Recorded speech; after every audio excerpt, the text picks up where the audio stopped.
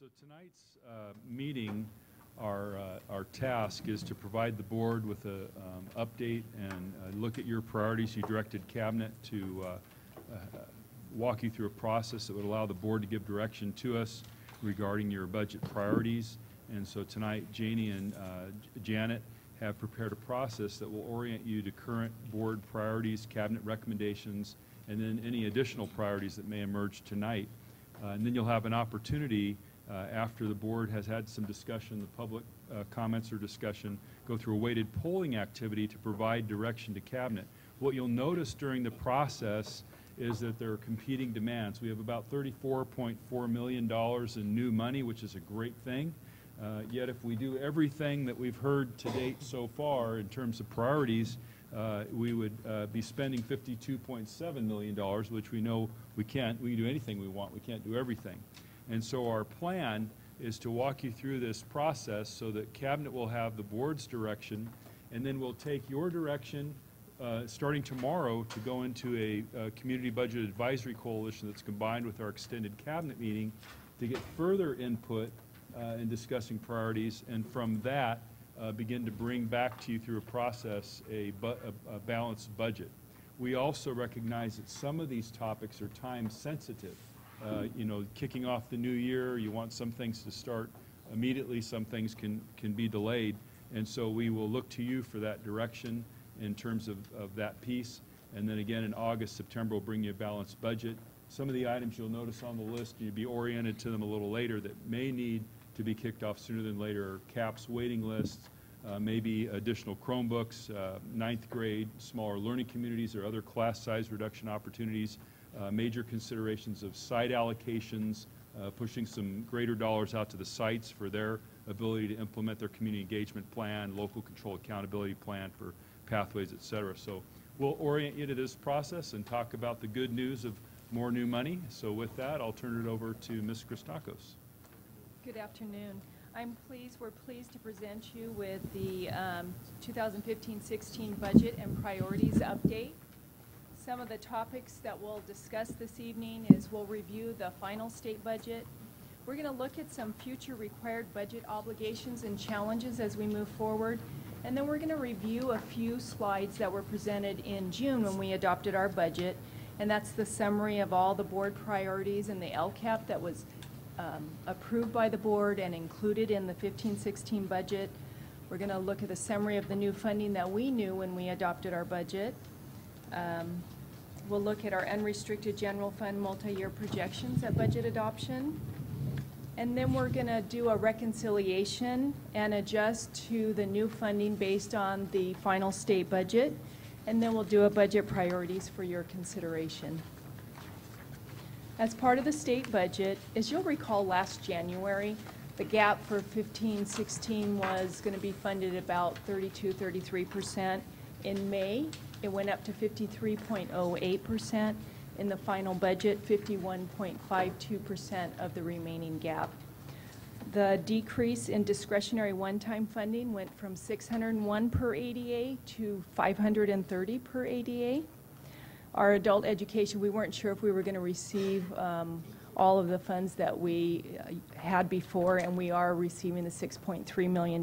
That's great news.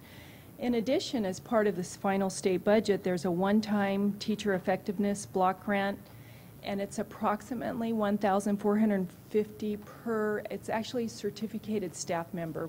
We're waiting for more details to follow, and we'll provide you with that information when we have that. And before we go into looking at the new dollars, we know that the governor has been committed to funding LCFF, but we also received ongoing increased obligations as part of our budget challenges and obligations for the future.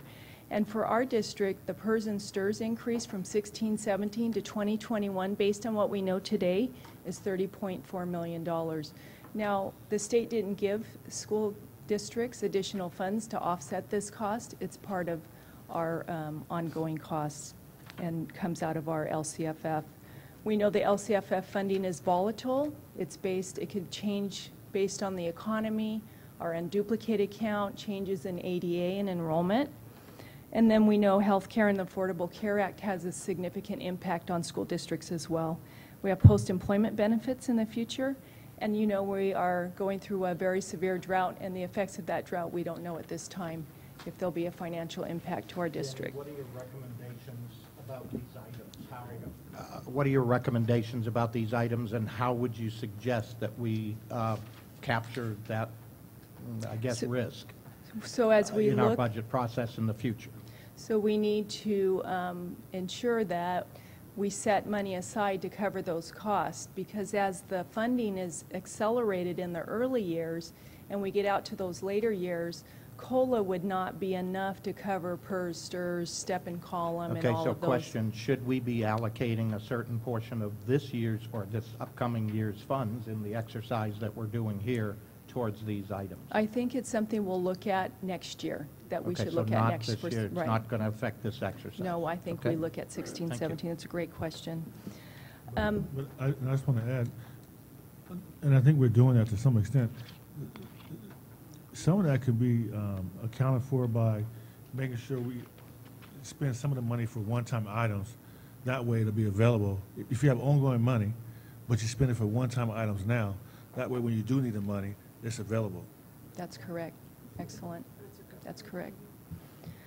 This next sheet, I know it's very difficult to read, but it's a summary of all of the items that were already included in the LCAP in the budget, all the board priorities that were vetted through a process last year.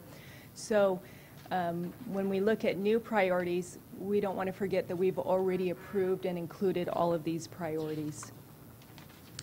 The next slide is a slide that you saw at both board meetings in June that reconciled the new dollars as of the May revise. And so I'll walk through it quickly with you. But in May, we knew we were getting more money, and between one-time and ongoing, it was $43.4 million. That's what we estimated at the time. We needed to reduce or account for some of the ongoing salary increases and some requirements in special education, leaving us with $30.6 million to allocate. And because of the short timeline between the May revise and when we had to adopt our budget, staff allocated $10 million in LCAP. It's not, tonight we'll decide on the priorities, but it's a placeholder in LCAP. $10 million of one time was a placeholder included in our expenditures in our budget. And then we have $12.5 million that's sitting in the ending fund balance that's part of this allocation process. So a total of $32.5 million. That's what we knew when we adopted our budget in June. The next slide. This is a question on the LCAP. Sure. So is the LCAP money classified as ongoing money? Yes. And so It could be used for either. It could be one time, you know, but it is. But it's a 3-year plan, yeah. The LCAP money is from the concentrated and supplemental funds, correct? Correct. But just so I'm clear, that's where all our money comes from now, Dr. Flores. No, we have ADA. We have ADA money, and we have LCFF, and that's the ADA. And then the LCAP money is concentrated and supplemental funds.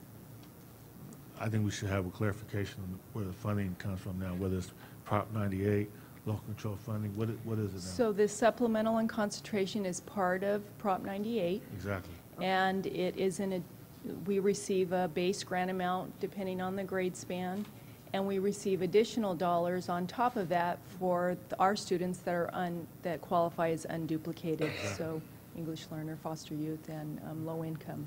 But just so we're clear, so there isn't any more Prop 98 money. Local control funding comes from where Prop 98 money used to come from.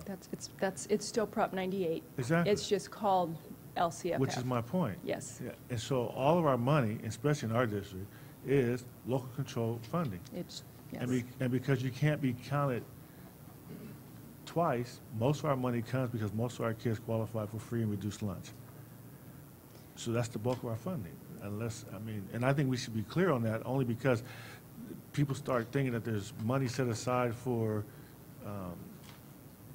other areas, but there really isn't. I mean, all of our kids qualify to bring, we probably bring in almost the maximum money that we can receive based on the 50% level and those students over the the 50%. concentration. And the concentration. And so, and that might be a whole separate workshop, but we want those student outcomes to improve. I agree. And we're meeting the needs, and because most of our students qualify, we have more flexibility on Right. how those dollars are spent. But So, we'll also be looked to make sure all those students improve, that's right. because they're all generating A additional money. big responsibility Yes. to ensure Right. that all of our students are improving. Absolutely. I think I covered this one. The next slide is the multi-year projection that we adopted at budget adoption. And we're not going to go through all the numbers. You saw this, but I just want to draw your attention to the bottom row, unassigned, unappropriated. And you see the number 1 under 1516, that 12.5 million it hasn't been allocated yet. So that's part of this process this evening. And that's the purpose of showing this slide. I have a question. Sure. From 2015-16 to 2016-17, the revenues decreased by $20 million, right? Oh, well, $19 million. Oh, because we are receiving so much in one-time dollars that those other state dollars are going away based on what we know today. That the $20 million in one-time Yes, funding is going to go away? correct.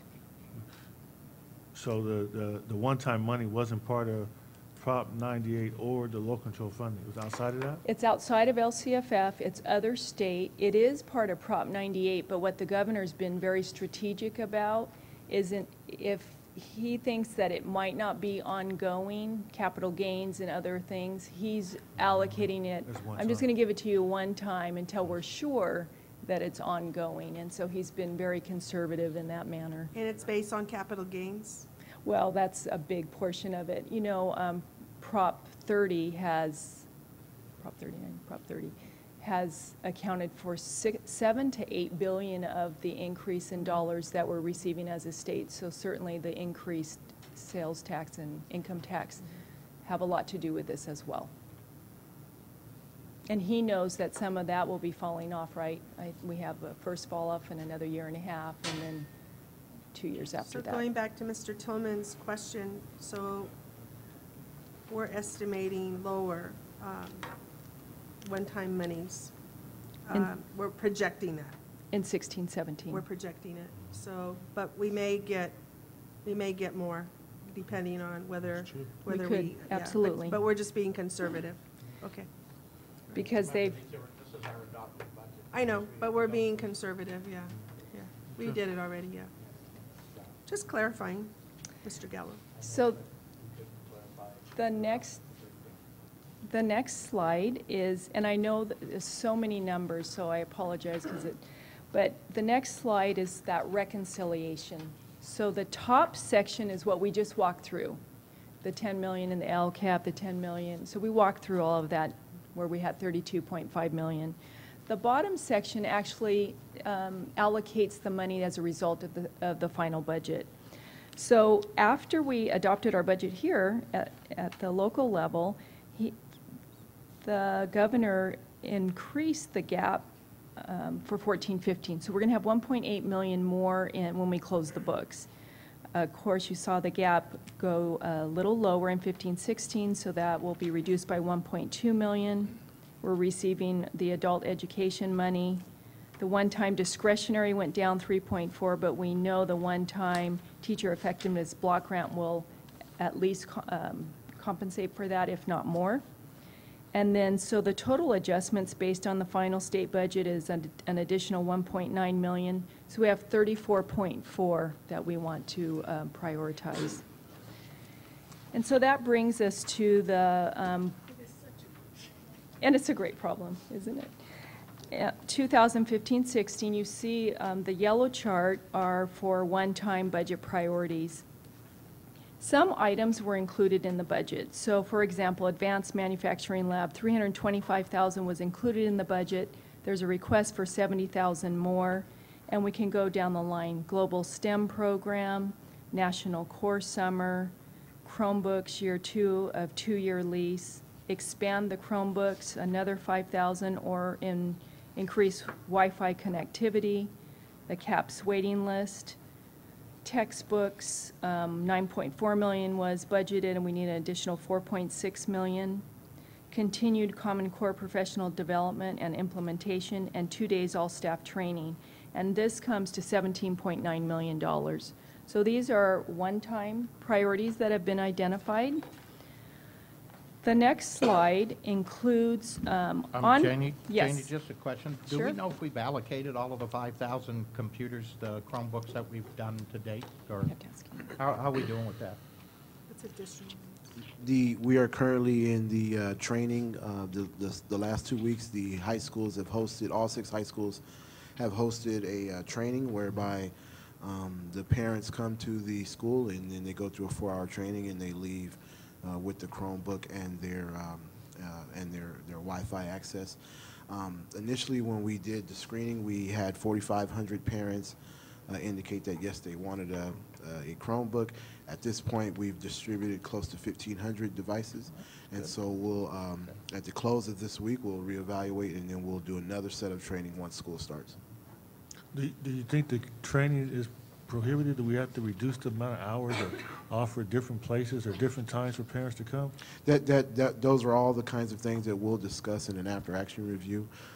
One of our partners, which is the California Emerging Technologies Fund, gave us $100,000, and their provision was that we use their parent training curriculum, which is a 4-hour piece. We think is a good thing for our parents to go through. And so one of the pieces was we did a phone blast, probably 10 or 12 of them, to get 4,500 parents to say, yes, we want a device.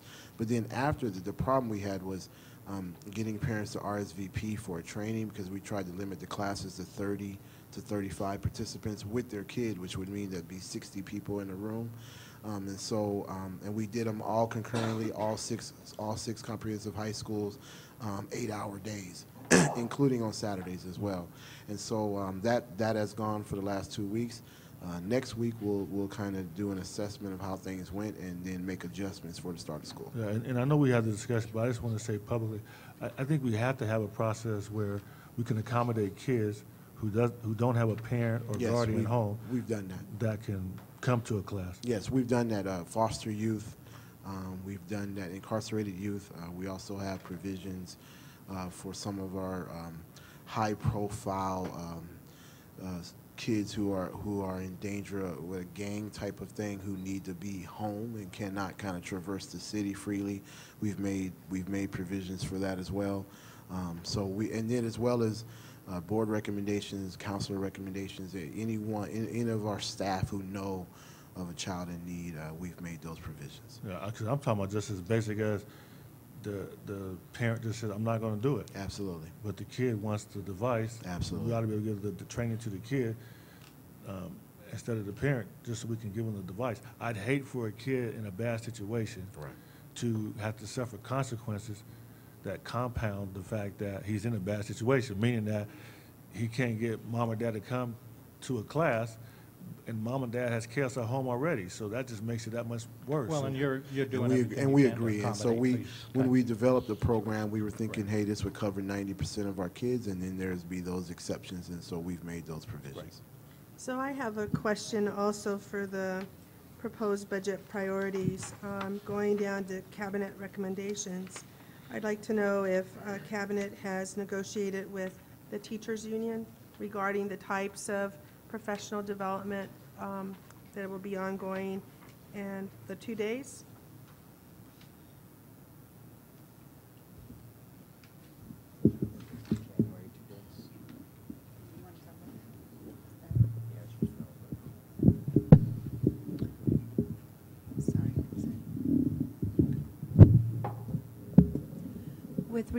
I'm sorry, can you hear me? Mhm. With regards to the ongoing professional development for implementation of Common Core, that's a continued work around RCD units of study and any type of professional development that impacts the implementation of Common Core. There is the continued work and the possibility of new implementation with regards to that professional development. The 2 days are around the conference that we had last year. This past January 9th and 10th, I believe. This year, because we don't have 2 days where our staff has already been compensated for, the idea is to be able to provide 2 full days of professional development in the same manner. And if we were to pay our staff for those 2 days, it would be approximately $4 million. And so the conversation about the actual training will be our bargaining units will be part of that conversation. So to answer your question specifically, we haven't had the discussion yet because we haven't had that priority established. So it's our recommendation that be a priority, and then we would have the discussion about that. Yeah, I would like to know if the teachers' union would be in line with that. I mean, I don't want to mandate it unless they want to cooperate and engage in it. No, it's voluntary. Well, you'll find that out at the Community Budget Advisory Right. Committee thing tomorrow. Tomorrow, yeah, tomorrow. Correct. What time is that? What time is that? 2:30. 2:30? 2:30 to 4:30. Okay. Thank you. And I really like that we're going to expand Chromebooks, another 5,000. I think that's good. Dr. Mitchell, do the kids like the Chromebooks and the teachers? Yes, the Chromebooks are very user-friendly, durable, have all the current productivity software, and plus we've put a gig of internet access per month through T-Mobile on those Okay. devices. And then they come with Google Docs? Yes, That's they're great. they're, Okay, they're full that's good. Chromebooks, and so Okay, they have that's good. all the Chrome software. Okay, thank you. And then on the second slide, or the next slide, we have the ongoing budget priorities. These are ongoing, and we do have some one-time mixed with the ongoing, but these items are additional IT staff to support the SBAC of $500,000. Ninth grade smaller learning communities, 12 FTE, $927,000. And then there was a request that staffing ratios across the district change or come down. And, you know, we receive funding for K-3. Doesn't cover the entire cost, but we do receive funding for that. But if we were to have a staffing ratio of about 24-1 for 12, it would be almost $21 million. Middle school sports. And just so we're clear, do we have the capacity in terms of facilities to do something like that, even if we had the money? Turn it over to John. We would have to do an analysis of what levels we're going to be funding, and then we would bring that back. And we'd also have to take into consideration future growth of the district and those students returning before it would affect us and possibly cause us to return to year-round. So, but we can get that information. And I don't know if we have to, if we don't have the money, but the other one, just so I'm clear, we're going to what ratio for K through third grade? So K through 3, we receive funding, and through LCFF, you go to 24-1. And when would that be, 20? We're an average of 25 to 1.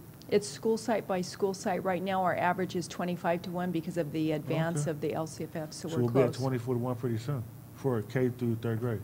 Average. And Linda, I think just ninth grade is the thing that you brought up, which Right. would be a good idea and definitely doable. Okay. Mr. Gallo, can I make one point of clarification? I want to make sure the board and the public understand what that 24-1 means. If how this has been calculated is that at the 4th through 6th grade level, it would be a straight 24-1. We would match at 4th through 6 what we're working toward K through 3.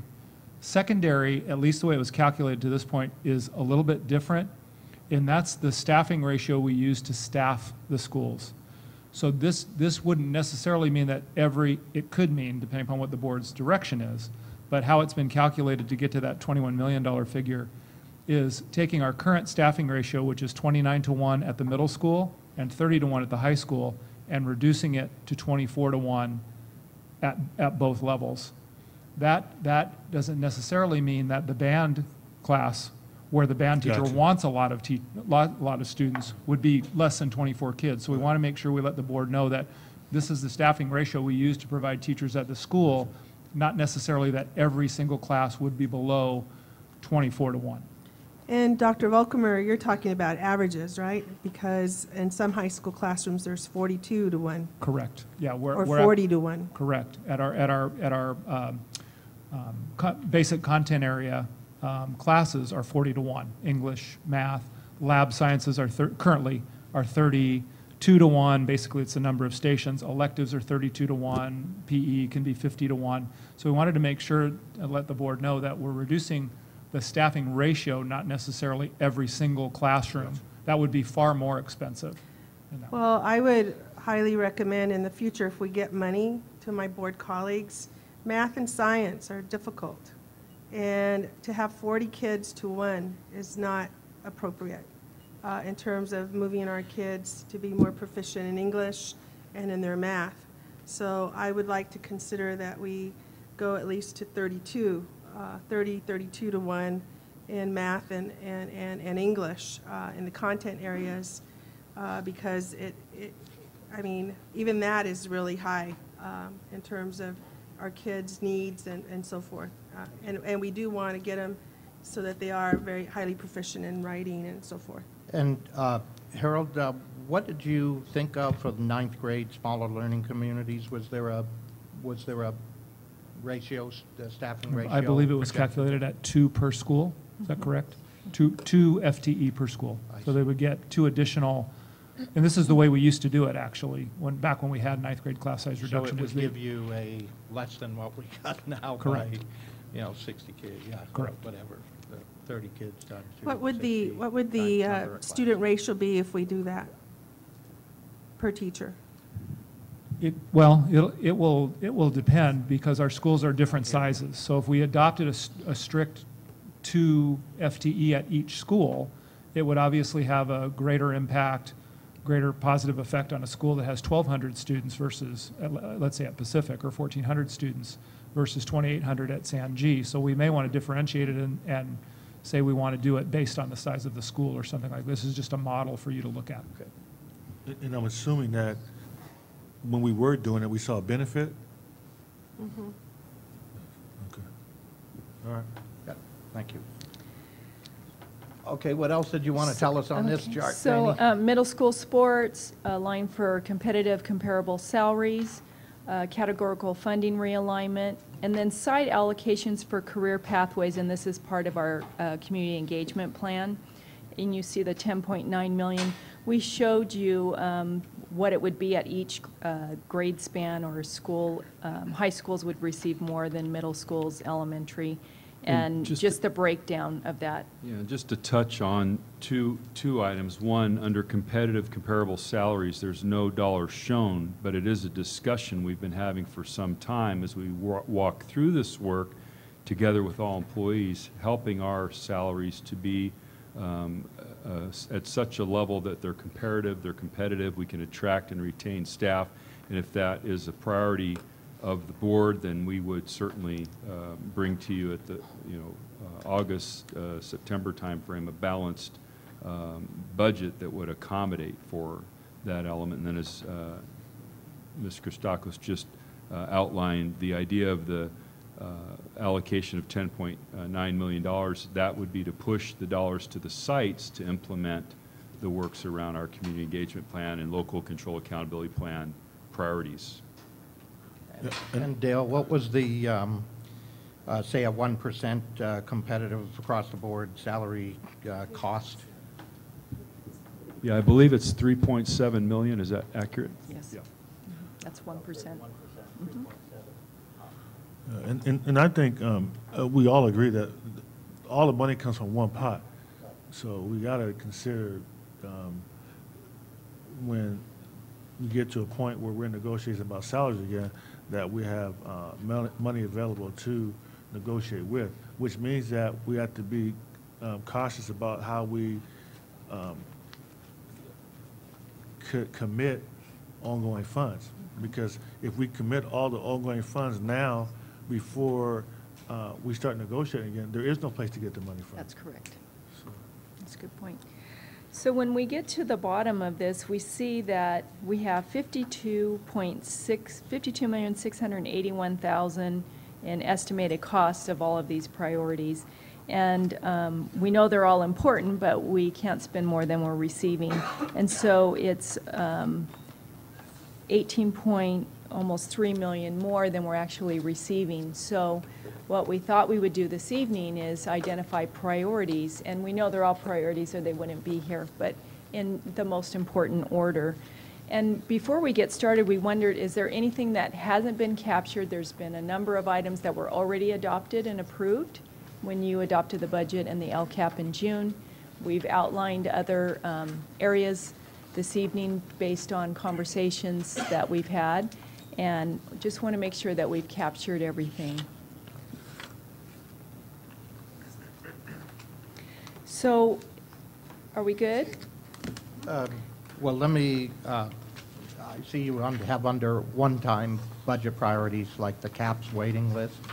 And I'd imagine that's to clear a waiting list that's currently there. What happens next year? Is there funding allocated to our CAPS program that would have that waiting list remain cleared? In other words, support that many more students, $2 million worth more students? I'll let Keen reply. Mr. Gallo, so the waiting list is developed because each school is allocated a certain number of spots. Generally, our elementary schools are allocated 125 slots, and our secondary are allocated 200 to 250, depending on the size of the schools. Those slots and ratios are determined because of the funding that we receive from the state for CAPS programs. So then that automatically generates a waiting list at each school. For most of the schools have a waiting list because that cap of 125, for example, at the elementary. So the $2 million was generated by taking the current waiting list that we had in the spring and saying, hey, if we added additional CAPS dollars, this is what it would cost to keep the ratios and the program the exact same that we're currently running. So that $2 million would do there. But I anticipate that as we expand the slots for CAPS, it would then create another waiting list because for the most part, most kids in an elementary school, their parents want them to participate in CAPS. So if there's 600 kids at an elementary, and say we expand from 125 to 250, then theoretically, then it would create another waiting list. So in the spring, per Mr. Tillman's question, I did calculate if we paid for all of the kids on the current waiting list. But I think the impact of that would be that we would always have a waiting list until we'd have 50,000, 40,000 kids in after-school programs through CAPS. I don't think all parents want their kids to go to CAPS, but Right. Either way it turns out, that'd be a good problem to have, because the parents that are on the waiting list now will be very happy to know that their kids are in the program. Absolutely. Because the way it works, and you tell them if I'm wrong, it rolls over. So you could have a parent that's on the waiting list last year be on the waiting list this year too. Right. At least we're going to service those parents first, I hope, the ones that are on the waiting Yes, so the list. system that we use is, well, the kids who are enrolled, we do a lottery each year, and we generate a new CAPS waiting list. Right. This additional funds would then allow us to expand the number of slots and I think that's great. and provide more access. Yes, and I just want to remind us that the SES funds that we get from the federal government for after-school. No, SES is through NCLB, and that's a sanction that you have to provide tutoring through state approved Right. contractors. CAPS has nothing to do with that. Right, but I'm going to suggest that I read somewhere that we can get a waiver, and it's recent. I'll have to send it to you. Well, That the we can get- categorical programs is through Maddie's office. Right, does that. So we can get a waiver so that we can provide our own. I think in CAPS we do some tutoring, no? So, yes, we do tutoring Yeah, in CAPS. and it's for after school. And I'm So- familiar with the waiver you're talking about, Right. and because we are a program improvement district, we're not Exactly. eligible for that waiver. I know that in the past, we have not been eligible, Right. but I just read somewhere that they were going to waive that for us, and I would like us to look into that. We've done it in the past, but there's even more flexibility now with that money. And that's, I think about a year ago, it was 5 million. So if we could use that for our own, if we were our own provider. Right. I I get mean, you. that's what, we could provide Danny even more after-school, children accessibility if we were to get that. So I. Yeah, that's a great recommendation. Be Right, happy to look into that. I really want us to look into it. Because Absolutely. I saw that there was more flexibility. I have to I'll go back and find through my email. Great, thank you, Barbara. Janie, what do you want us to do next? So with the priorities? included in your packet is an envelope that says Board Prioritization Activity. Do you have it? Everyone has it? I have my envelope right Okay. here. I left mine there. So Envelope, we have please. yellow, spin the dots for the yellow poster, the one-time dollars, and blue dots for the other poster. What we're asking, there's 9 items on this poster. We're giving you additional 3 dots. And put your dots on the right of the items that are the highest priority for you. And we ask that you don't spend more than 3 dots on one item. And the same for the blue. So you have an additional 3 dots, and you can spend them how you like, keeping them at no more than 3 per item. Can I ask a question? Sure. Just so I'm clear. On the one-time budget priorities, does this mean that there's money for all of the one-time items? Let's see. One time. No, we're actually short. If you look on the second sheet here, Mr. Tillman, at the bottom. Right, 3 million. So if, in other words, if we like what we see, we go ahead and do it regardless of how much the money is sitting there. Because then we will reprioritize how we want to spend the money. Go ahead. I was going to say, if you look in your packet, you also have a single sheet that combines both the one-time and the ongoing. And you can see in the ongoing blue section, there are some one-time allocations that have been suggested. So that's why it would appear that you've used all of the one-time, if you elected to go through these suggested items. So there's some one-time here. Let me in try the it one more list. time. So how much money is available for one time? 23.1 million. So I guess to make it easy. So if we did everything on this page 9, we have the money to do it. That's 17.9, that's Right. correct. Okay. And then blue section, there's, where we have the site allocations for schools, it was suggested that a portion of it be allocated as one-time dollars for 1 year to the tune of $8.2 million. So if you elected to do that, then there would be a total cost of 26 million for both categories. So if you look at this page, it kind of makes it a little more clear. Then let me ask you another question. And this is minus the CAPS money? The CAPS money is included in here. So the $10 million for, that we said we set aside for CAPS money, is that in here?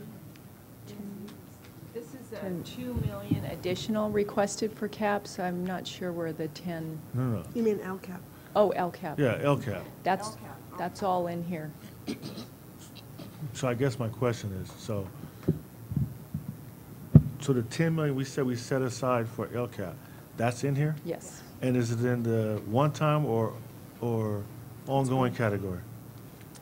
Ongoing, yeah. Okay, so when we vote for an item, there'll be an opportunity in the future, clearly, of adjusting the dollar figures according to that number. So you're asking us to do priorities now, not necessarily dollars? Correct. So Is that we can prioritize. I just want to be clear, yeah. But I think we should have a discussion first. I don't want to waste a whole lot of time. So So if we agree that we don't have $20 million to reduce class size 24 to 1, Yeah. even though we'd love to have that, it doesn't make sense to put a whole lot of stickies on that and take all the money off the table. That's exactly right. Exactly, Danny, Let's right. be on the same page, okay. Exactly, we're on the same page. Now, maybe before we do our voting and selection, if anybody else has any comments that they want to come up and say something, members of the public, anything, let's kind of do that. Margaret, I think I saw your hand. Yeah, I just want to say to Janie and Janet, thank you so much for the presentation. And, you know, my concern always goes back to the textbooks. Are other districts putting this kind of money in textbooks? I'll turn it over to Maddie.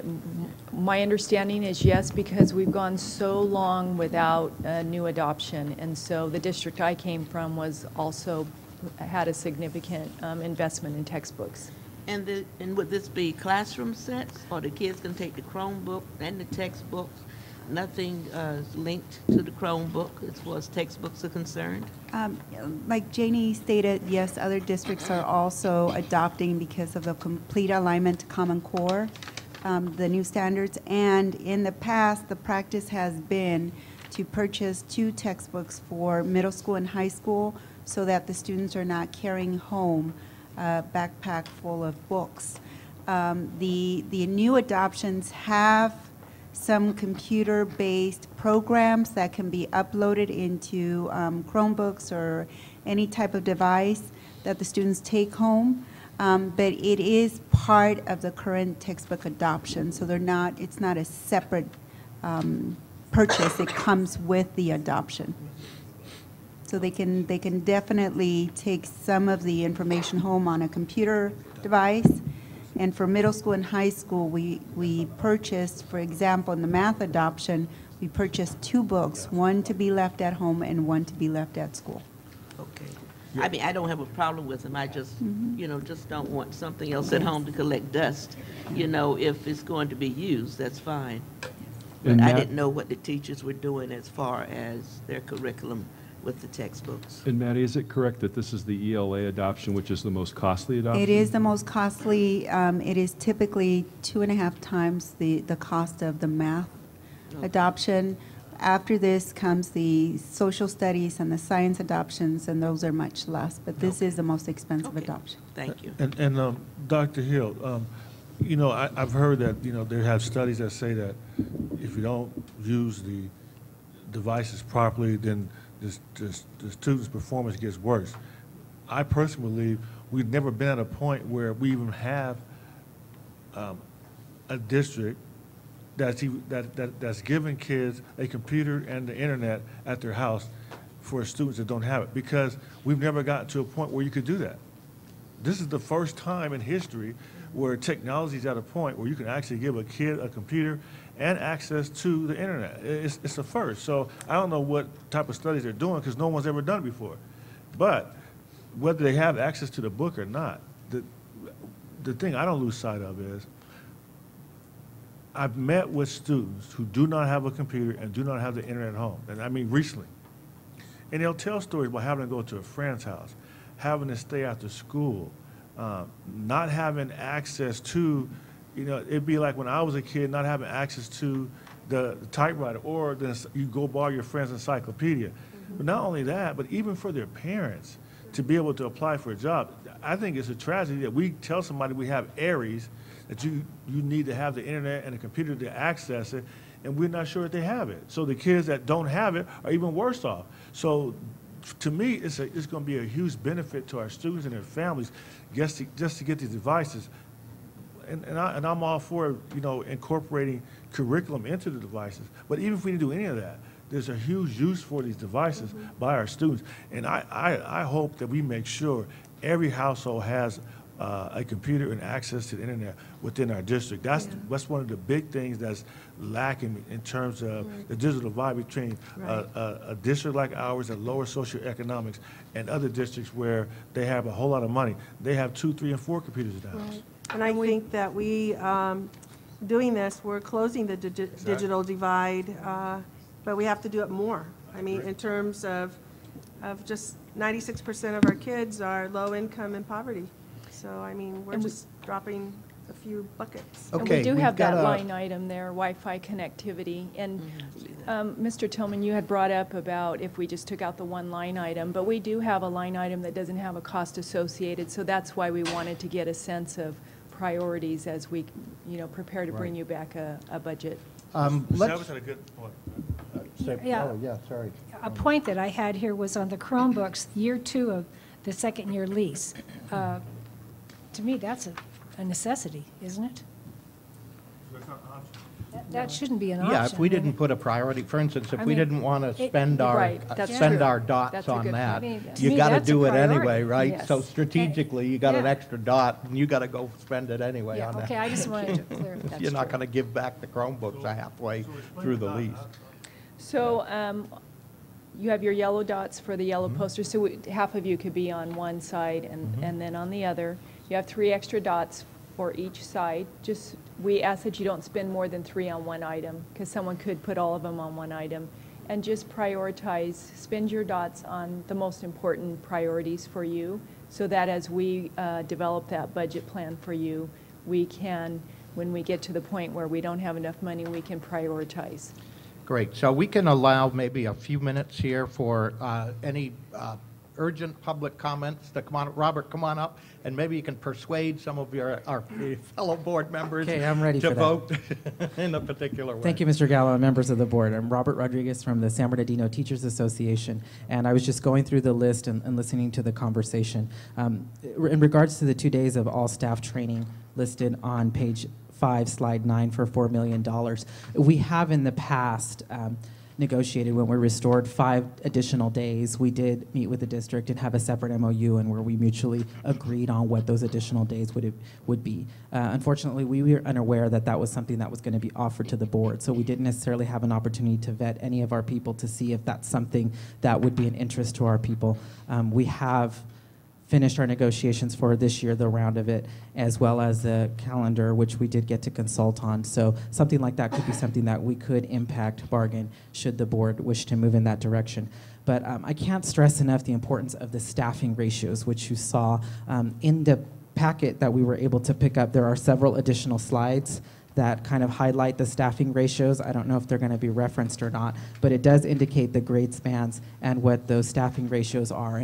And just to kind of give you the teacher's perspective of what we hear from staffing ratios, what that means is in grades 7 through 8, the district is going to give us teachers 29 students per one. But what happens is if we're going to have someone in the learning center or someone on assignment, that means all of the rest of us are going to get a few more kids so that that one person would be out doing supporting students in a different capacity. So it's really important that when you vote to reduce the staffing ratios that we get them as low as possible, because I can tell you what the class sizes will potentially be is what the maximum are in the contract. And in middle school, that's 36-1, and in the high schools in our core area, it's 40-1 and higher in some of the elective classes. Some of them are different with lab stations, such as art, et cetera. So are you saying that maybe we're approaching this wrong? Maybe we should look at changing the max? Yes, that could be one way of doing it. Rather than changing the contract language as well, if you look at your staffing ratios, as long as you keep as close to that as possible, we can ensure that we have less students in the room. And that really aligns with your 9th grade initiative that you asked about, like, did we see gains in that? When I first started in the district, that was the smaller learning communities under Dr. Judy White. And that was an initiative that the board had. And we had separate MOUs, and we had pilot schools that we did at Arroyo Valley High School when we opened it. That was some of the big things that we did with the smaller learning communities, and we did see gains. When the money ran out, that was one of the things we eliminated, and we increased the class sizes there. In the A through G committee, we talk about that a lot. A lot of our parent groups, all those meetings that we're bringing in, when they talk about starting that A through G conversation, in the middle school, 9th grade is supposed to be the transitional year. So the fewer bodies you have in there, the more you can focus on the student needs in regards to that.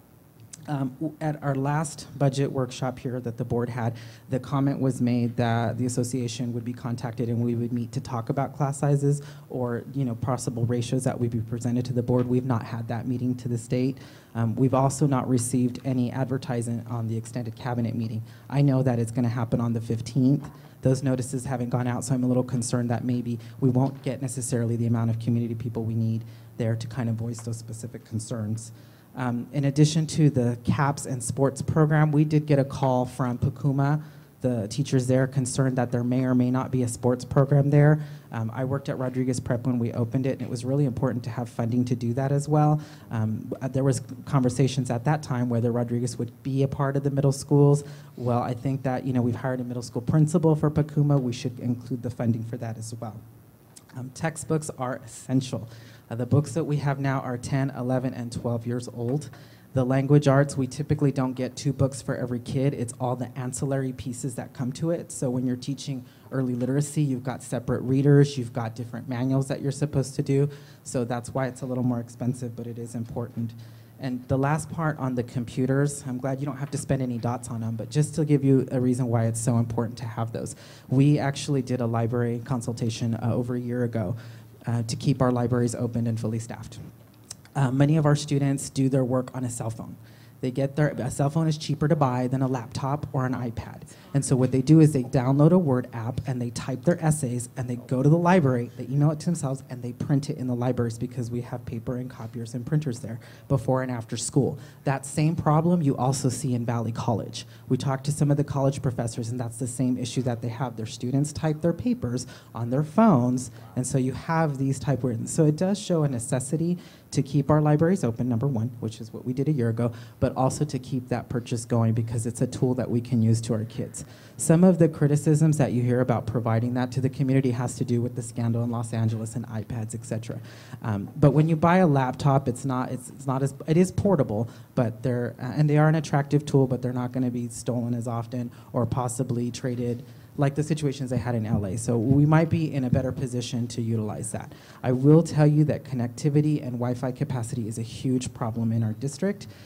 It wasn't a problem when we didn't have as many devices. If you had one laptop cart and you rolled it into the classroom, you opened it up and used it, you had capacity to it. Well, as you're seeing multiple carts, you're seeing all the classes with that 1-to-1 ratio, then that's when the servers start to get bottled up and you're having to switch between 1 and 2. So. In closing, if you could really just look at your priorities and take into consideration that the staffing ratios are a huge priority for us to ensure that we get the least amount of students in the classroom to help improve that. And can I ask you a question? Yes, sir. You guys do realize that reducing staffing is going to use up ongoing money. Yes. Which means that it's going to use up money that would be used in the future for salaries. Yes, and we do realize that, you know, you can't get it all. This year, you know, you had benefits, you had raises, and you had class size, and we didn't do anything with class size because you just can't have it all. We have concluded our negotiations. We do have a lot contract in for 2 years, so that's one of the reasons why we're looking at the class size perspective from the board level. Thank you. Robert, Thank you, Rob. I would like to ask you a question. So once we get the committee going, then you would be, the committee would be able to outline what the max should be at each grade level. That would be wonderful if we could. I mean, your group would do that, and then we would, of course, negotiate, Dr. Marsden? Right, so our intention is, following the board's direction tonight, to take this to our Community Budget Advisory Coalition tomorrow and begin the discussion. And then we have talked about having a class-size collaborative discussion, which we haven't yet had, but we will, and we plan to do that around August. Have that discussion. Then when we bring to you a final recommendation, then you'll have that plan. Okay. That'll be a balanced budget approach. Okay, great. Thank you. Well, Nancy, you got 10 seconds, because otherwise we won't get to set any of the priorities. That's okay, that's all I need. Nancy Sanchez-Spears, school district employee. I want to caution the class size reduction. I want to bring to your attention that when you do that, which I am all in favor of, the likelihood that physical education classes are going to increase to maximum is there, because that's what happens to all the extra students that you don't put in the classroom. And since we have physical education fitness testing now on the KPI, you put more stress on the physical education classroom teacher. It's already too high. So I want to caution you that when you do that and you really consider reducing class size and you really want to have your students competent in physical education, which is very important for the well-being of students overall, we need to look at physical education class size reduction as well. Thank you. Thanks, Nance. Any other pressing, urgent kind of voices that need to be heard? Danny? Yeah, well, you know, we really don't have a way to, on the ongoing side, we don't have a way to really address all the different levels. We got in our packet the different levels of decreasing the class sizes and the costs associated with it. What is it, 3 million? But, I think we can work the numbers later, and I think if that's a priority to us, then we'll probably have to go to our next level of conversation to say, all right, how do we carve out additional dollars or enough money to go do the levels we're actually talking about doing? There's a subsequent conversation, clearly.